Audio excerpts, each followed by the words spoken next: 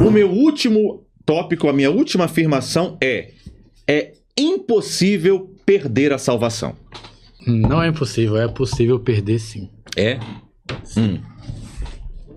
Quando você fala que é impossível, você tem o seu ponto de vista, então, que já está predestinado quem é salvo e quem não é condenado. Ou seja, isso sempre vai ser um debate entre eu e você, porque eu sou um cara que acredita no livre-arbítrio. Se eu escolher o mal, por mais que eu sinta hoje eu sou salvo. Hoje eu creio em Cristo, porque a Bíblia fala que aquele que crê em mim será salvo. Mas se eu escolher fazer o mal a partir de amanhã e ser um cara ruim, eu perco minha salvação. Hoje eu estou salvo, mas amanhã, se eu fizer algo, por exemplo... Então Deus tem... Porque lá em Apocalipse está dizendo que Deus tem um livro nos céus e lá estão escritos... O nome de Davi. E isso está escrito... E está escrito quando? Que foi escrito quando? O nome? Você lembra?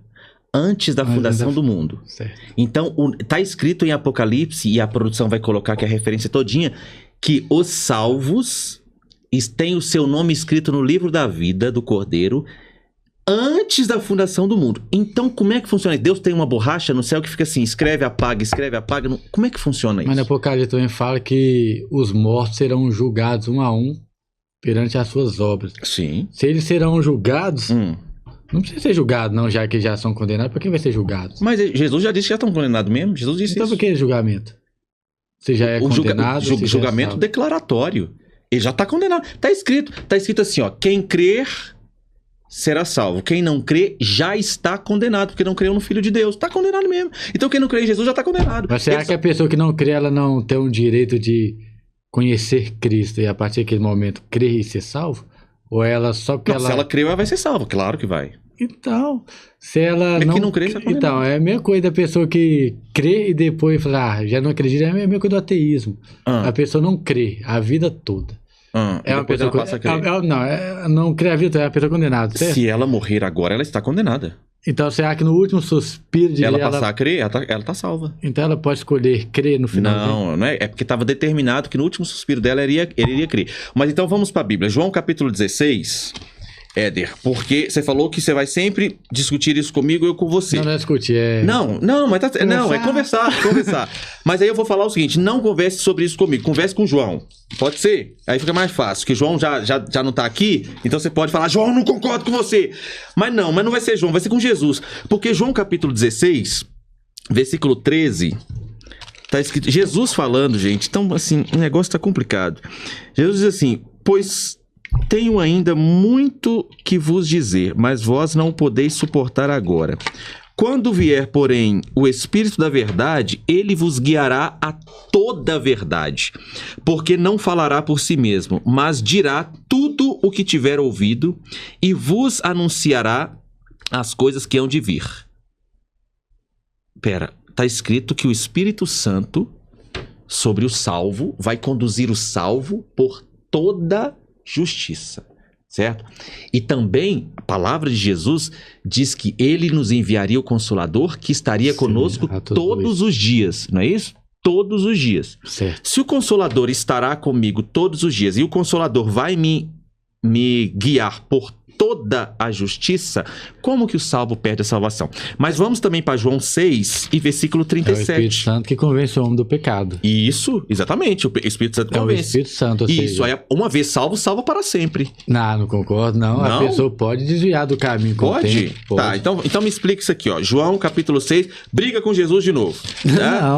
Dobra o seu joelho e briga com ele, porque foi ele que falou, não foi eu. É a porta larga e a porta estreita. Sempre é uma escolha. Você escolhe ou entrar pela porta estreita ou entrar pela porta larga. É uma escolha. Então vamos ver. Então, você briga com ele, fala assim, ó, pai, não concordei com aquilo que você falou, não. Ele falou assim, ó. Declarou-lhes, pois, Jesus, eu sou o pão da vida. Certo. O que vem a mim jamais terá fome. E o que crê em mim jamais terá sede. Porém, eu já vos disse que, embora me tenhais visto, não credes. Ele está falando para os que não creram, né? Sim. Todo aquele que o Pai me dá, esse virá a mim, e o que vem a mim, de modo nenhum o lançarei fora. Como é que você perde a salvação, sendo que Jesus falou que quem vem a ele não lança fora de jeito nenhum? O que for a ele de coração... Não, ele diz todo. Ele falou, sim, todo que vem a mim. Tem gente que fala que vai até ele, mas realmente não está nele. Ah, mas não foi a ele, né? Ele disse que todo... Ó, vamos lá. Sim, a predestinação está naquele que crê em Cristo verdadeiramente. Eles estão predestinados à salvação. Tá, eu vou prosseguir o texto então. Vamos lá. Todo aquele que o Pai me dá... Jesus não é mentiroso. De modo algum lançará fora. Então, Jesus não é mentiroso. Não, a gente concorda com isso? Concordo, Jesus mas só não que mentiu. esse contexto dele está falando sobre a fé e sobre o arrependimento verdadeiro e genuíno. Não, ele tá falando... sim, ele tá falando sobre o que vem a ele. Mas assim, a gente concorda que Jesus não mente, não é? Não, jamais. Perfeito. Então Jesus não é...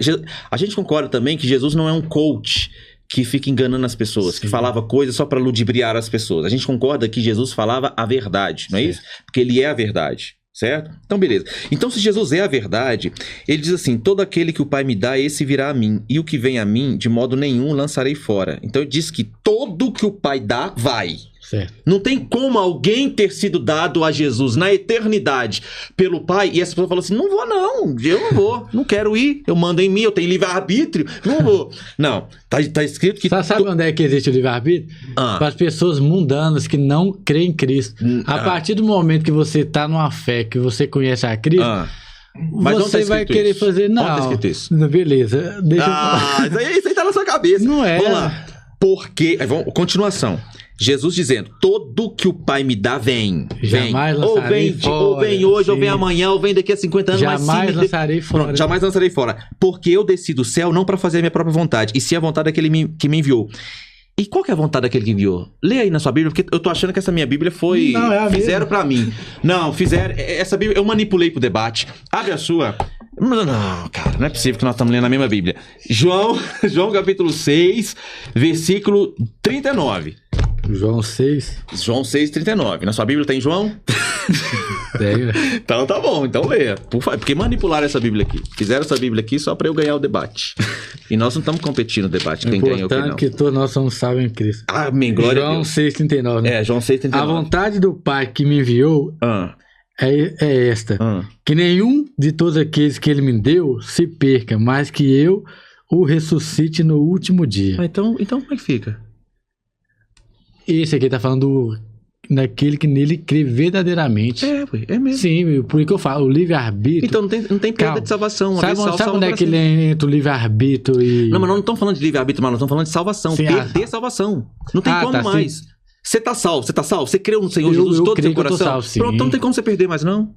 Por quê? Porque tá escrito assim, que se Deus te deu... A salvação nesse contexto aí, eu concordo. No contexto só. Aquele que foi... que o Pai deu ele tá salvo, certo? Pronto, e não tem como perder a salvação. Mas vamos supor, se eu faço, eu sou salvo, mas meu coração... Não, se você for salvo. Eu tô falando se você for salvo. O salvo, uma vez salvo, tem como perder salvação? Tá escrito que não tem. Como é que eu vou perder salvação? Como eu posso dizer, o salvo que crê realmente em Cristo. O salvo, só tem um salvo. O salvo é aquele que realmente crê e faz a vontade de Deus. Esse aí não vai perder a salvação. Não tem como ele perder. Mas agora, onde é que... entra a pessoa que fala que é salvo e não é salvo. Ele não é salvo. Aquela pessoa você acabou de responder. Ele fala que é salvo e não é salvo. Tem a pessoa que ela é mentirosa. A pessoa do mundo. Mas ela nunca ganhou a salvação. Ela não tá perdendo a salvação. Ela nunca ganhou. Então, pra mim, o livre-arbítrio entra onde? Não, mas não eu sei, eu entendi. Esse negócio nem existe, cara. Vamos... Não, mas deixa só dar uma palhinha. Pode dar. O livre-arbítrio, pra mim, é em qual caso? É as pessoas que estão no mundo que se acham dono de si. Porque a pessoa que encontra Cristo, ela já é determinada a ser salva. Aquela que encontra Cristo verdadeiramente. Ou seja, o livre-arbítrio ele sempre vai estar junto com a predestinação nesse ponto. Livre-arbítrio para as pessoas mundanas, porque quando você está com Cristo, automaticamente você vai fazer coisas boas, coisas que agradam a Deus. Onde é que você vai estar predestinado à salvação e predestinado a fazer coisas boas. Tá, então vamos para Romanos capítulo 8. Vai dar tempo não, olha. Você tá querendo correr lá? Não já? É correr, mano. Eu só pus um ponto. Que mas isso, a importância aqui que é que no final todos nós estaremos com Cristo. Amém, eu creio nisso, porque somos todos predestinados. Somos irmãos em Cristo. Exatamente, concordo plenamente. Foi um prazerão. Que isso. Jesus nos ama e é isso. É isso aí. Foi um prazerão. Tamo junto, prazer meu também. Muito legal, eu acho que a gente ganhou um calvinista. Vamos lá. Não, nós somos salvos em Cristo, independente se você crê na predestinação ou eu no livre-arbítrio. Concordo. O importante é a salvação. Concordo. Você tem o seu ideal e eu tenho o meu. Exato. E sempre seremos respeitados um ao outro. Com certeza, Igual o concordo rapaz, plenamente. ele falou que ele é espírita e católico. E nós vamos respeitá-lo É lógico, plenamente. só que o padre vai expulsar ele. Vai, tá empolgado já. Vamos mandar isso aqui pra paróquia. Siga-me no Instagram, Éder9811. Isso, Éder9811. Tá bom, eles vão colocar lá no card. Perfeito, tempo. Ai. Um ex-católico excomungado. Pelo amor de Deus. Aí me tá tratando mal. Vai ter que Eu confessar. continuo sendo católico e sou também adepto. Seu padre não vai te dar a hóstia. Ai. Bom, então, olha pra você ver. A questão que eu trouxe da interpretação Sim. de algumas palavras, de Sim. contextos, de figurativos, né? Aham. Eu acho que essa questão da perda da salvação, eu acho que ela traduz exatamente essa questão. Eu vou te dar um exemplo. Sim. Ó, Efésios 1, 13 e 14. Efésios 1, 13. Foste selados com o Espírito Santo, o qual é o penhor da nossa herança, Isso. até a redenção. Naquela época, selo era marca irresistível para as pessoas. Sim. Era marca irreversível de propriedade. Isso. Penhor significava garantir até o fim. Então, Paulo afirma que Deus garante a herança final do salvo. Isso. Só que a questão toda agora é a questão da controvérsia do que é salvo, né? Pra mim, o salvo não seria só aquele que não basta só crer. Pra mim, Mas tá? tá Minha escrito opinião. que é. Sim, mas eu tô discordando. Ah, tá Entendeu? discordando de Eu tô Jesus. Não tô discordando de Jesus, tô discordando da maneira que foi colocado. Não, mas ele falou que é crer. Então, E mas Paulo também. eu acho que o crer não seria suficiente. O que mais é suficiente? Então eu discordaria. De Jesus e de Paulo? Não de Jesus Paulo. Talvez foi do ele jeito que Jesus ditou e foi colocado no texto. E deu essa, Você talvez, acha que houve uma manipulação da no salvação. Então, só pra você entender, eu Tá, vou continuar só pra tá. você entender Sim. o pensamento, a lógica do pensamento. Porque como um debate, né? Sim, a gente claro. deve expor pra gente procurar, Não, sim, né? sem dúvida. Chegar a sem um dúvida. entendimento. Sem dúvida. Então, essa salvação, ela seria praticada além daquele que crê pelo fato de praticar a boa ação. Dele ter uma vida pautada no bem, né? Então eu não creio, né? Eu não creio que só aquele que crê, ele Sim. está salvo. Mas aquele que crê e pratica suas boas ações, que é um servo do Senhor aqui na terra, até o fim, Sim. Deus não revoga essa garantia. Você está salvo. Ou seja, aquele homem que teve uma vida pautada na caridade ao próximo, na benevolência, na fé, né, na crença em Deus, e foi um excelente homem, do início ao fim. Sim. Na questão de ser excelente homem, no que a gente tem para fazer bondade, Sim. né, e não maldade, Deus não voltaria atrás. Ele teria o selo da garantia, estaria salvo. Mas aquele que só crê, por exemplo, aquele que mata, aquele que trafica, aquele que comete latrocínio, e que simplesmente fala, eu creio, ele não estaria salvo, porque ele cometeu um tanto de atos que vai contra os ensinamentos de Então Jesus. o ladrão da cruz não foi salvo pra você. Como? O ladrão da cruz, então, não foi salvo. Porque ele fez tudo isso que você falou. E aí Jesus... Salvo no termo de salvação dele, Salvo. morrer e ter um lugar maravilhoso. Ao lado de Cristo. Você Eu acha acho que não. Mas Jesus falou que Eu falou acho assim, que hoje não. estarás comigo no paraíso. Pois é, eu acho que essa questão talvez seja de interpretação, né? Não, Jesus falou assim. Jesus falou assim. Mas aí Hoje a gente vai, estarás o que comigo no seria o paraíso, né? O que seria o paraíso do outro lado da vida, né? lugar. Porque na Bíblia ela descreve o paraíso, né?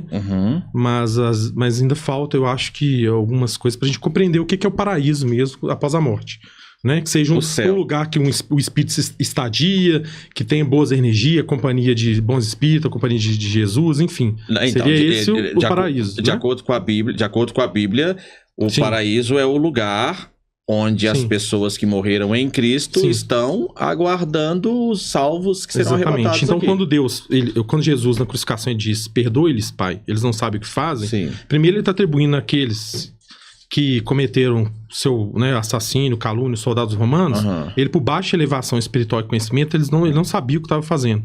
Ele estava recebendo ordens, ele acreditava que estava fazendo certo, é um soldado romano. Então, ele pediu a Deus que perdoasse, ou seja, não aplique nenhuma pena, não maltrate ele. Ele não sabe o que está fazendo, mas pelo que eu acredito, pela própria, pela lógica toda inerente da Bíblia, Sim. da vida de Jesus, né? Sim. No caminho do bem. Jesus, sempre quando vinha um pecador pedindo a palavra ou a cura, Sim. ele sempre prestava assistência e falava, filho, vá e não peques mais, né? Então ele atribuía ali que ele não continuasse no caminho do mas mal. Então o texto que a fala gente vê até com pela graça sois salvos mediante a fé, e isto não vem de vós, é dom de Deus, e fala, não de obras para que ninguém se glorie, você também não concorda com esse texto? Não, desculpa, mas é muito rápido, eu não consigo prender. Tá, eu vou ler. Eu não tenho... Vou dar.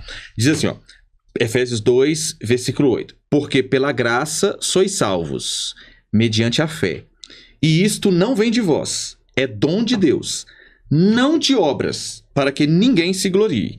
Ou seja, aqui está dizendo que a salvação não é por meio de obras, para que ninguém se glorie. Você não acredita nesse texto, então? Então, aí seria naquela tratação, o que seria uma obra, entendeu? Aí eu creio que seria por um tempo figurativo, né? Não pela só obra em questão de ações, mas o que por um homem pode obra, fazer para alguma questão, por exemplo... uma pessoa fazer um livro, por exemplo, é uma obra, né? Pode ser um livro que ajude várias pessoas, seria uma obra do bem. Obra de salvação. Não é ruim. Fazer o bem. Seria uma boa ação. Tá escrito que não, tá escrito isso não é capaz de salvar. Eu acho que isso realmente seria capaz de salvar, né? Então você discorda do texto. Eu discordo do texto. Temos um problema. Eu discordo disso. Já que você é católico, habemos problema. Eu posso colocar por sinceridade própria. Claro. Sim. Eu creio em Deus, na palavra, mas eu não acho que tudo que está na Bíblia foi colocado corretinho. Eu acho que existe erro de interpretação, existe falta de figura de linguagem. E hoje que nós humanos somos dotados de lógica, talvez às vezes por advogado e ter estudado direito, eu boto lógica em tudo. Sim, claro. Tem muitas passagens que eu não vejo a lógica. Qual, por exemplo? Por exemplo, que Deus causa o mal, que é o criador do mal. Por exemplo, quando você afirmou... Não. Deixa eu só concluir. Deus criador do mal? Sim. O mal é uma ação. Então, deixa eu concluir. Deus decreta o mal. Quando o Éden, o colega que veio... O Johnny. Isso. Disse o seguinte, quando um ser humano pega uma arma e puxa o gatilho, que seria decretado por Deus, então Deus estaria criando mal naquele momento. Porque então a gente pode conceber que quem puxou o gatilho seria um boneco e Deus seria um manipulador, porque ele decretou que ele puxasse o gatilho. Ele é um rei soberano. Então ele cria o mal. E no dia de Noé? Mas eu não acredito que Deus cria o mal, entendeu? O mal é uma atitude. Sim, exato. Ele decreta o que o homem vai fazer. Exato. Então, se decretar que mate alguém, eu acho que contrapõe um pouco, muito, né? Até totalmente os princípios que Jesus ensina. Mas então você não crê na palavra, na Bíblia. Você não crê na Bíblia. E tá tudo bem não crer. Não, eu creio na Bíblia. Eu creio na Bíblia. Não tem, sabe mas algumas palavras eu acho que estão um pouco desencontradas de lógica. Tá. Mas então vamos ver aqui, ó. Tá certo.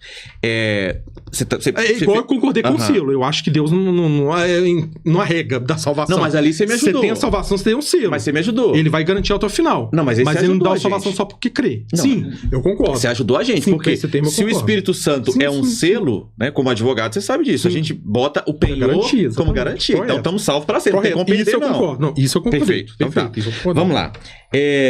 Você diz que tem dificuldade de aceitar Deus ser o que decreta coisas que... criar o mal, ser maldoso. Decreta atitudes humanas maléficas, correto. Isso. Então vamos lá. Em Atos capítulo 4, Pedro, ele tá pregando e ele diz assim: no dia seguinte reuniram-se em Jerusalém as autoridades, os anciãos, os escribas, com o sumo sacerdote, Anás, Caifás, João, Alexandre e todos da linhagem do sumo sacerdote. Pondo-os perante eles, os arguíram. Com que poder ou com que nome fizeram isto? Ou seja, curaram um coxo. Correto. Então Pedro, cheio do Espírito Santo, lhes diz: autoridade do povo e anciãos, visto que hoje somos interrogados a propósito do benefício feito a um homem enfermo e do modo por que foi curado, tomai conhecimento vós todos e todo o povo de Israel, de que em nome de Jesus Cristo Nazareno, a quem vós crucificastes, e a quem Deus ressuscitou dentre os mortos, sim, em nome dele é que ele está curado perante vós. Este Jesus é a pedra rejeitada por vós, os construtores, a qual se tornou a pedra angular, e não há salvação em nenhum outro, porque abaixo do céu não existe nenhum outro nome dado entre os homens pelo qual importa que sejamos salvos. Ou seja, está escrito aqui, Pedro pregando, que foi por vontade de Deus que Jesus fosse crucificado. Tem coisa mais para nós pensarmos assim: meu Deus, é Deus permitindo a crucificação do seu próprio filho. por amor da humanidade. Também, em Atos mesmo, o mesmo livro, que é um livro histórico... 40 aí... segundos já. Mas só dizer que nessa parte eu concordo. Só finalizando, 36 segundos, nessa parte eu concordo. Sim. Aí, nesse caso, eu acho realmente, não há um Deus, há vários deuses, há um Deus só. E nesse caso, ele permitiu que Deus seja, que Jesus, né, seu filho... Ele determinou. Então, eu acho que ele permitiu, mas tudo bem, determinou que ele seja crucificado pelo um bem maior. Sim. Né, para levar o conhecimento do perdão à humanidade. E que hoje habita, né, esse conhecimento a maioria dos nossos corações cristãos do perdão. Perfeito. Que a gente aprendeu com a crucificação de Deus. Tá, antes de você sair, vamos lá. Pedro pregando: varões israelitas, atendeis a essas palavras. Jesus o Nazareno, varão aprovado por Deus diante de vós, com milagres, prodígios e sinais, os quais o próprio Deus realizou por intermédio dele entre vós, como vós mesmos sabeis, sendo entregue pelo determinado desígnio e presciência de Deus, vós o matastes, crucificando por mãos de Inico, ao qual, porém, Deus ressuscitou, rompendo os grilhões da morte, porque não era possível que fosse retido por ela. Ou seja, Deus decretou que Pilatos, Caifás, Anás, Herodes, todos esses homens participassem da sentença da morte de Jesus. Entendi. Determinou.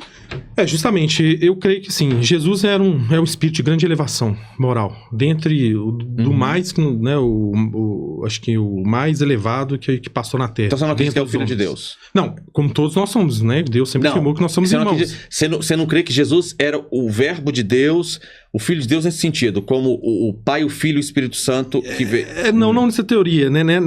Nessa interpretação. Eu acredito que Jesus era um espírito de grande elevação, um espírito superior. Mas como que um espírito morre e ressuscita? É porque o espírito nunca morre, né? O que morre é o corpo físico. Como é que ele o espírito, ele permanece. Se ele era um espírito de grande elevação, como é que ele morreu? Então, por isso que a gente, né, vou falar, por isso que a gente espírita, a gente acredita. Na questão quando Deus morre, a morte do corpo material, de Atos, e quando ele reaparece, ele já estava na sua forma de espírito, mostrando seu perispírito, e ele simplesmente se materializou. Tá, não, mas né? ok, mas se ele era um espírito elevado, que veio aqui, como que um espírito elevado morre? Ele morreu.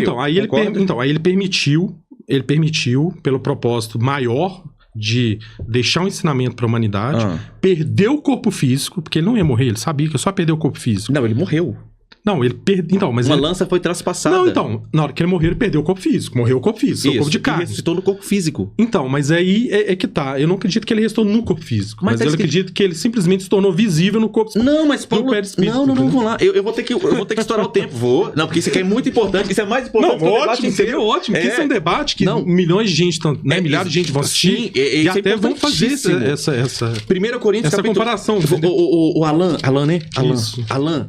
Eu tenho muita tranquilidade para falar isso com você, porque você é advogado, então você sabe os meios de prova, certo? Correto. Perfeito. Então vamos lá. Quando Paulo está escrevendo a igreja de Corinto sobre a ressuscitação de Jesus, que é o elemento central da fé cristã, ele diz assim: se Cristo não ressuscitou, é vã a vossa fé e permaneceis nos vossos delitos e pecados. Mas Cristo verdadeiramente ressuscitou, sendo ele a primícia dos que dormem. E aí ele fala, Paulo, ele apresenta uma série de comprovações da ressurreição de Jesus. Porque o seu argumento faz todo sentido, certo? Faz muito sentido. Uai, peraí, pode ser que Jesus ressuscitou como espírito, ou nem ressuscitou, enfim. Ele diz assim: antes de tudo vos entreguei o que também recebi, que Cristo morreu pelos vossos pecados, segundo as Escrituras, e foi sepultado e ressuscitado ao terceiro dia, segundo as Escrituras. Aí vamos lá, para um advogado. Acervo probatório. Apareceu a Cefas, ou seja, que era o nome em aramaico para Pedro, depois aos 12, depois foi visto por mais de 500 irmãos, dos quais a maioria sobrevive até agora, porém alguns já dormem.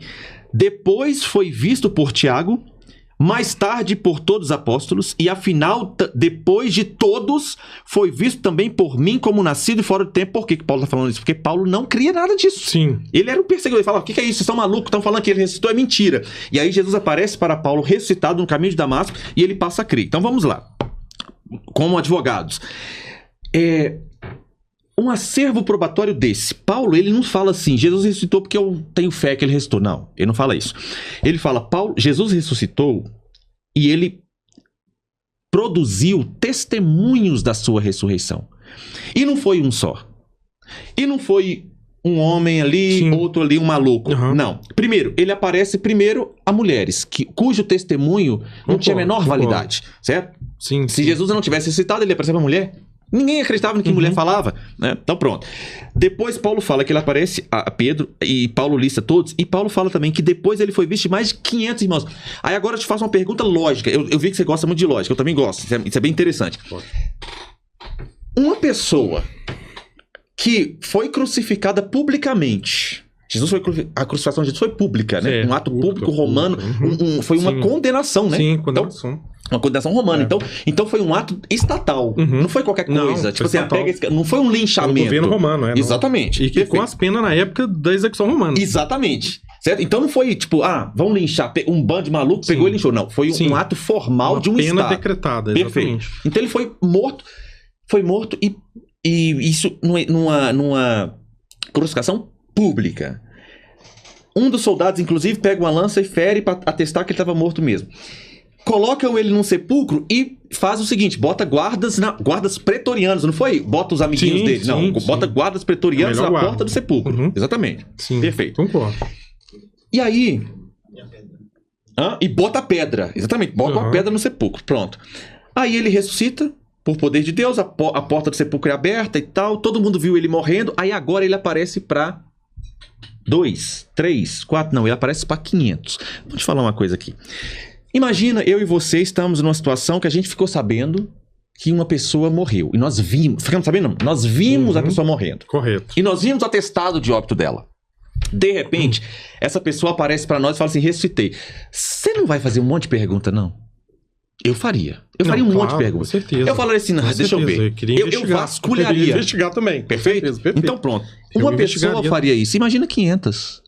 Então, não, Paulo... eu concordo em gênero e número e grau. Deus ressuscitou. Ele ressuscitou. Perfeito. Eu não estou discordando. Então acabou no treino espírita. Sim, eu não estou discordando que ele não ressuscitou. Ele ressuscitou, mas não da forma de reviver totalmente com uma nova existência. Ele simplesmente ele se materializou. Quando a gente fala materializar, é reconstruir cada átomo do seu organismo e formar a matéria.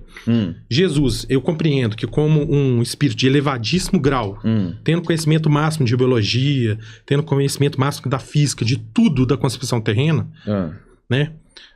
Eu creio que ele tinha condição de manipular e saber manipular esses átomos, né, essas energias, os fluidos que recompunham o corpo físico. Isso pra ele era assim então, como ele andava sobre as águas, né? Tá, então muitos acham que é magia, mas não era. Ele manipulava os átomos porque ele tinha já o conhecimento. Tá, então já um espírito avançado. Então você acha que ele condensou o corpo. Tá, então, ele reconstruiu o seu corpo. Ok, então você acha que ele também conseguiu manipular esse espírito, conseguiu manipular centenas de profetas em diversas eras? Não, com certeza não. Porque centenas de profetas com anos, às vezes de 1000 anos separados um do outro, profetizaram exatamente sobre a sua morte e ressurreição. A palavra dele é verdadeira, ele ressuscitou. Então não tem como... Só que é da forma que, é o que eu te falo, a questão interpretativa. Sim. A questão que os católicos e muitos, né, de outras religiões interpretam ressuscitação, eu vejo com esse ensinamento que a doutrina espírita ali, que me trouxe, né? Que eu tive a oportunidade de ver, como grandes, a gente vê grandes homens que eram espírita, né? Como Chico Xavier, Divaldo Franco, dentre outros, e eram bem aceitos, né? E até respeitados. Então, por que eu falo que a doutrina se complementa. Assim... E eu não concordo com complemento. A gente discorda nesse ponto. Tá. Deixa bem claro, ok, sua opinião, respeito também. Então, Jesus ressuscitou, teve testemunha, né? A prova inequívoca. Mulheres, mais de 500 pessoas. Porém, ele não ressuscitou tendo uma nova existência. Ou seja, ele não fez um corpo para ficar ali.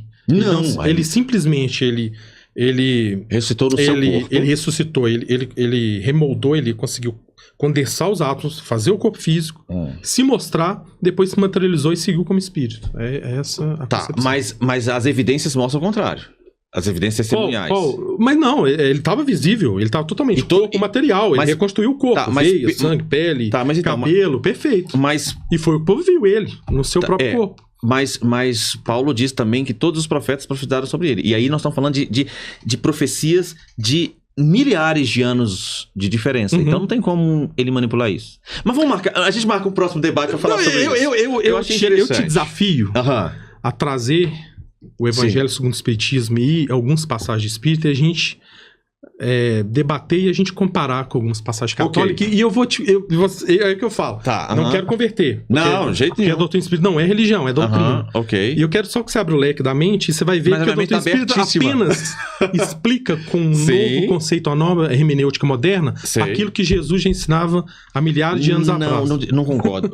Então, nós vamos debater isso, eu vou trazer provas. Mas a doutrina, na verdade, a doutrina espírita, ela aniquila a doutrina cristã. Por quê?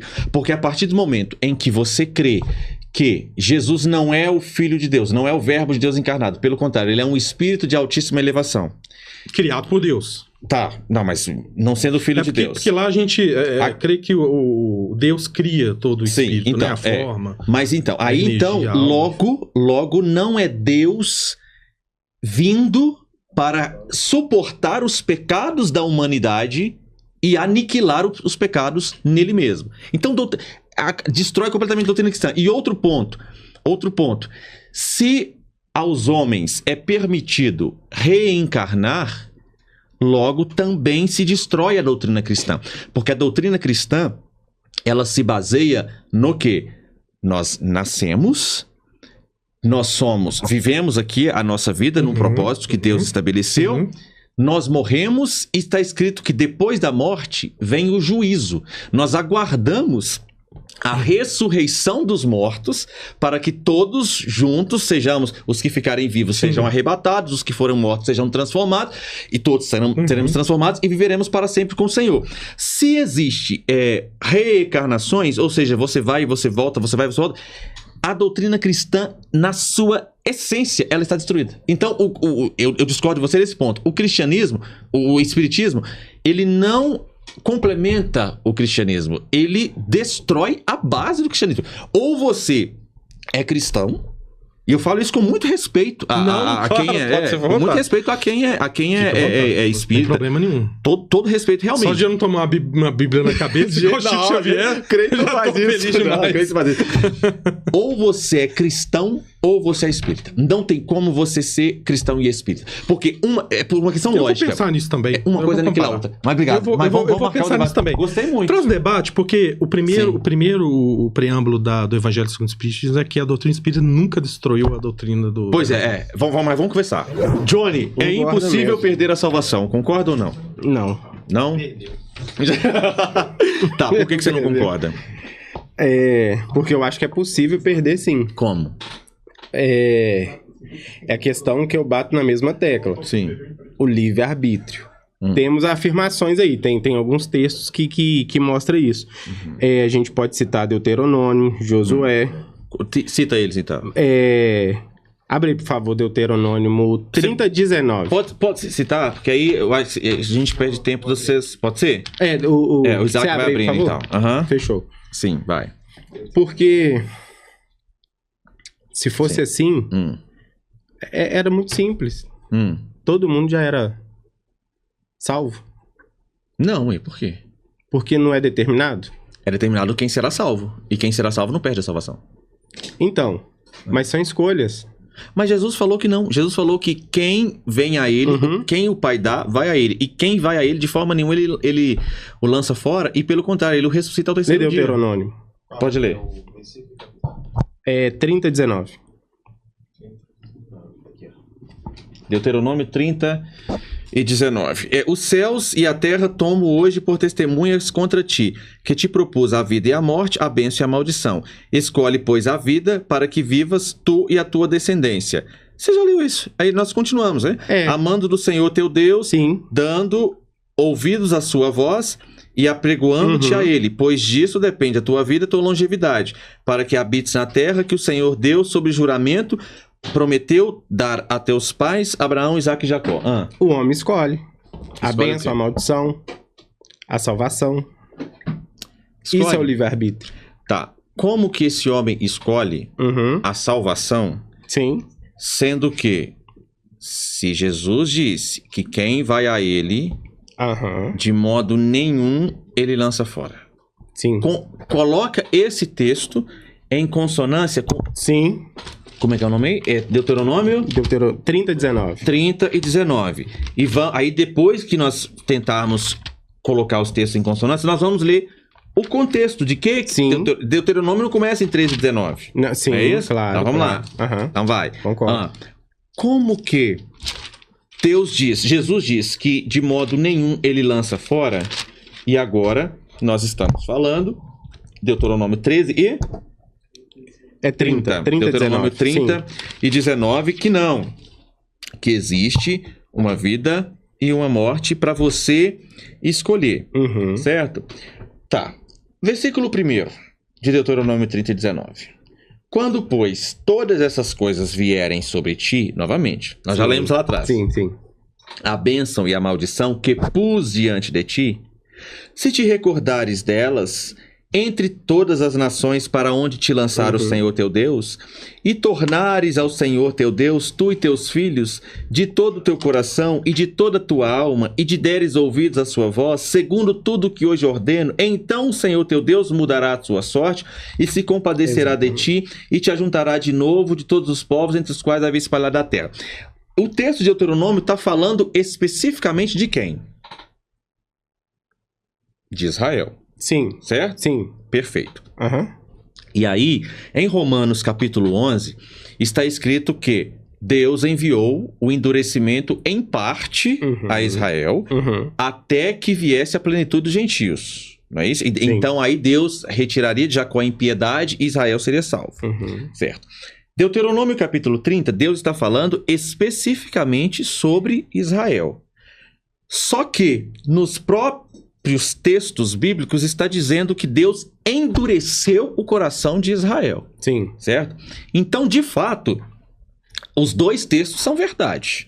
Claro. Está escrito em Deuteronômio 30 que Israel, Deus vai, se Israel se converter ao Senhor, Deus vai torná-los de todas as nações, ajuntá-lo de novo de todos os povos que foram espalhados pelo Senhor Deus.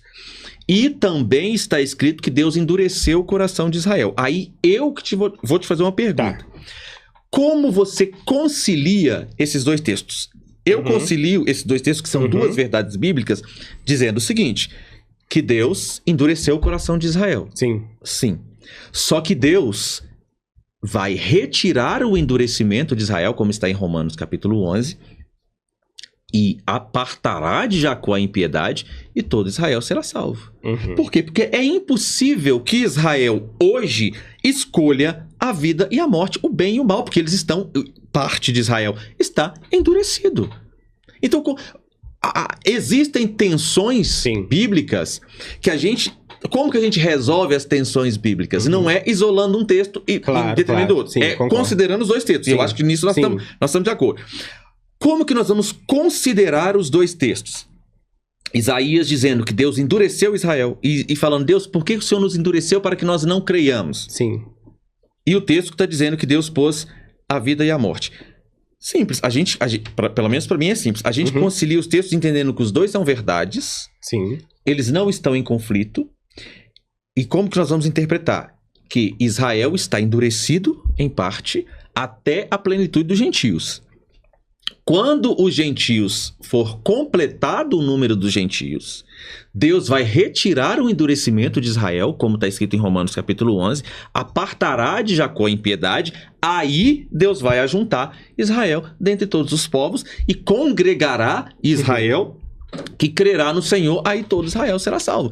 Para mim aqui não há um conflito textual.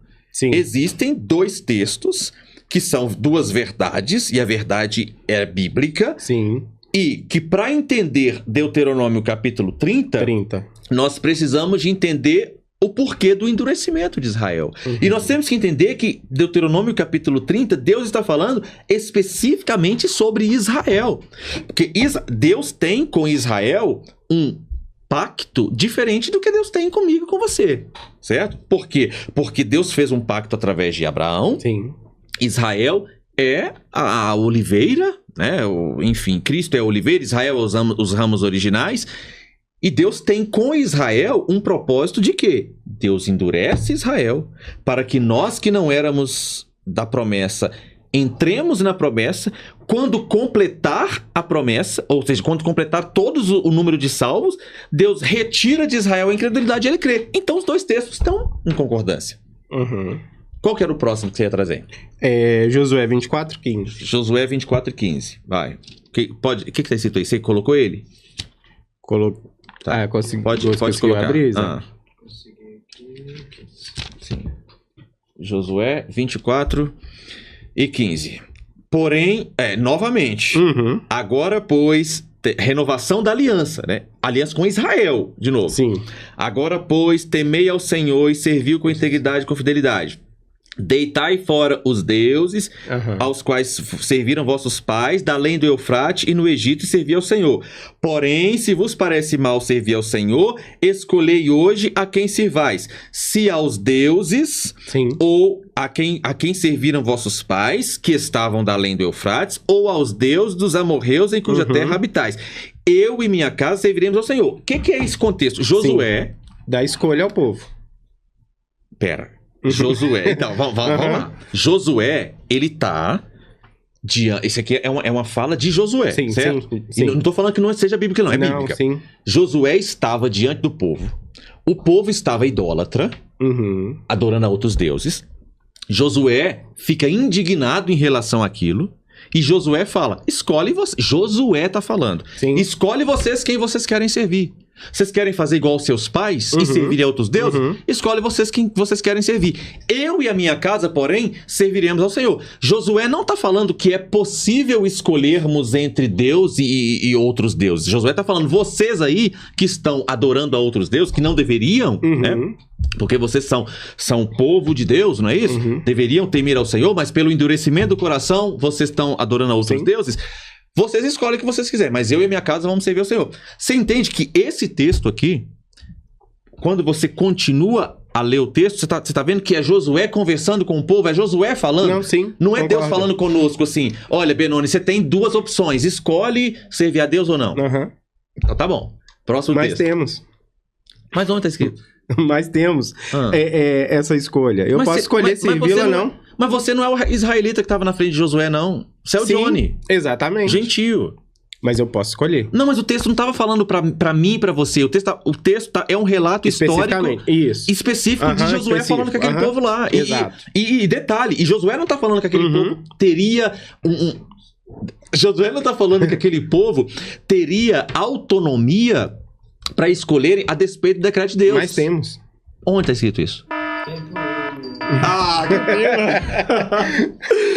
Que pena. Eu ia citar mais alguns aqui. Pode citar. Então vamos dar mais um tempo. Cita mais um. Cita mais um que eu quero citar Hebreus capítulo 6, versículo 4, para vocês pensarem em casa. Você quer ir primeiro? Pode ir você primeiro, pode ir. Mateus 23, 27. Tem vários. Não, então não vai dar tempo. Deixa eu ler. Escolhe um.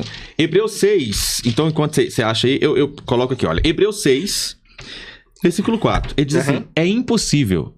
Tá escrito. Sim, é impossível, pois que aqueles que uma vez foram iluminados e provaram. Você ia ler isso também?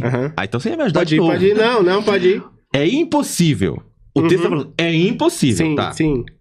Pois que aqueles que uma vez foram iluminados e provaram o dom celestial e se tornaram participantes do Espírito Santo e provaram a boa palavra de Deus e os poderes do mundo vindouro e caíram, sim, é impossível outra vez renová-los para o arrependimento, visto que de novo estão crucificando para si mesmos o Filho de Deus e expondo-os à ignomínia. Aí Paulo, não vou falar que é Paulo, o escritor aos Hebreus, não sabemos se é Paulo, o escritor aos Hebreus, lá no versículo, ele prossegue dizendo, lá no versículo 13, pois, quando Deus fez a promessa a Abraão, visto que não tinha ninguém superior por quem jurar, jurou por si mesmo, dizendo, certamente te abençoarei e te multiplicarei. E assim, depois de esperar com paciência, obteve Abraão as promessas. Versículo 16, explica o versículo 4. Pois os homens juram pelo que lhe é superior, e o juramento servindo de garantia para eles é o fim de toda contenda. Por isso Deus, quando quis mostrar mais firmemente aos herdeiros da promessa a imutabilidade do seu propósito, se interpôs como juramento. Então, Hebreus capítulo 6, versículo 4, está falando o seguinte, que quem provou o dom celestial Quem foi salvo pela graça, não tem como essa pessoa cair, porque se essa pessoa cair, ela não teria como ela ser novamente introduzida em Cristo. Não teria como renová-la novamente para o arrependimento. Ou nós acreditamos que uma vez salvo, salvo para sempre, ou nós acreditamos que se você for salvo e você se desviar, não tem como você voltar mais. Mas fala de pessoas que provaram o dom e recaíram. Ele tá falando que é impossível. É impossível. E recaíram. Não, ele tá falando que é impossível. Lê de novo. Vamos ler. É impossível, pois, que aqueles que uma vez foram iluminados e provaram o dom celestial e se tornaram participantes do Espírito Santo e provaram a boa palavra de Deus e os poderes do mundo vindouro e caíram, sim, é impossível outra vez renová-los para o arrependimento, visto que de novo estão crucificando. Então, visto que de novo estão crucificando para si mesmo o Filho de Deus e expondo-os à ignomínia. Aí no versículo 17 ele fala: por isso Deus, quando quis mostrar mais firmemente aos herdeiros da promessa a imutabilidade do seu propósito, se interpôs como juramento.